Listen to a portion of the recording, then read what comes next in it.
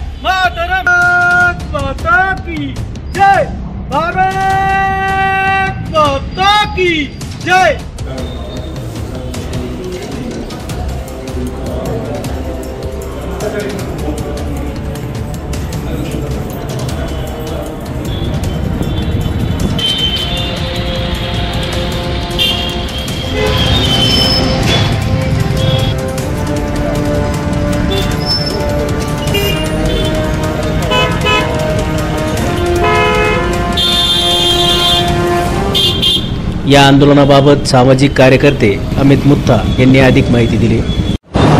आजचं आंदोलन काय होतं कोणत्या मागणीसाठी? आम्ही आझाद हिंद भ्रष्टाचार मुक्त समितीतर्फे नोटा फेको आंदोलन केलं होतं। हे नोटा फेको आंदोलन यासाठी केलं होतं की आम्ही वेळोवेळी श्रीरामपूर नगरपालिकेचे मुख्य अधिकारी, विभागीय आयुक्त, जिल्हाधिकारी यांना नगरपालिकेचे भ्रष्टाचार याच्याविषयी झालेले आम्ही पुराव्यासह स्पष्ट केले।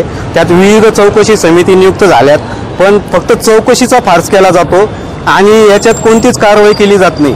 आता याच्यात उपसचिवची नियुक्ती झाली, असे झाले हे सगळे। आता फेरीवाला इलेक्शन झालं तर श्रीरामपूर नगरपालिकेत, त्या फेरीवाला इलेक्शनमध्ये श्रीरामपूरचेच नगरपालिकेचे कर्मचारी कामाला होते। त्यांनी 1 लाख रुपये त्याच्यात मानधन घेतलं आणि जेव्हा तक्रारी केल्या ते मानधन त्यांनी परत जमा केलं। त्याच्यानंतर श्रीरामपूर मुख्य अधिकारी निवास 4 वर्षापूर्वी पडलेले आहे, तिचे निधी त्यांनी फरशी आणि पत्र्याचा त्यांनी निधी घेतला रिपेरिंगचा।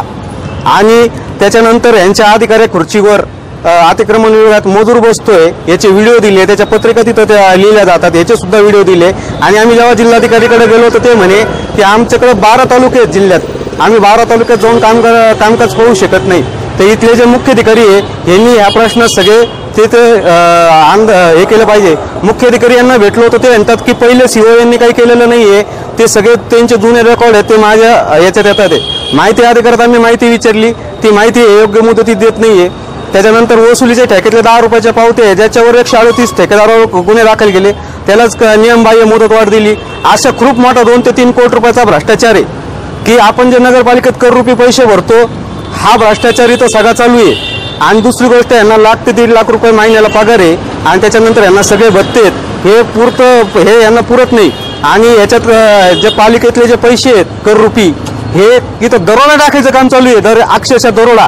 याला वैतगून आज मी यांना वेळोवेळी तक्रारी देऊन सुद्धा कारवाई होत नाही, नियमांचं पालन होत नाही आणि ब्रिटिशकालीन जेव्हा होत नाही म्हणून आज हे आंदोलन केलेले आम्ही। काय मागणी एकंदरीत आपल्या आंदोलनाची? आमची अशी आहे की यांची नियुक्ती आहे की कायद्याचं पालन करण्यासाठी, तर यांनी कायद्याचे पालन करावे। नगरपालिका फंडातील जे पैसे हे योग्य पद्धतीने खर्च करावे, त्याचा विनियोग योग्य पद्धतीने करावा। जे दोषी भ्रष्टाचारी अधिकारी 4 वर्षापासून कारवाई होत नाही त्यांच्यावर योग्य मुदतीत कारवाई करावी ही आमची मागणी। न्यूज सुपर वन साठी अभिषेक सोनोने, श्रीरामपूर।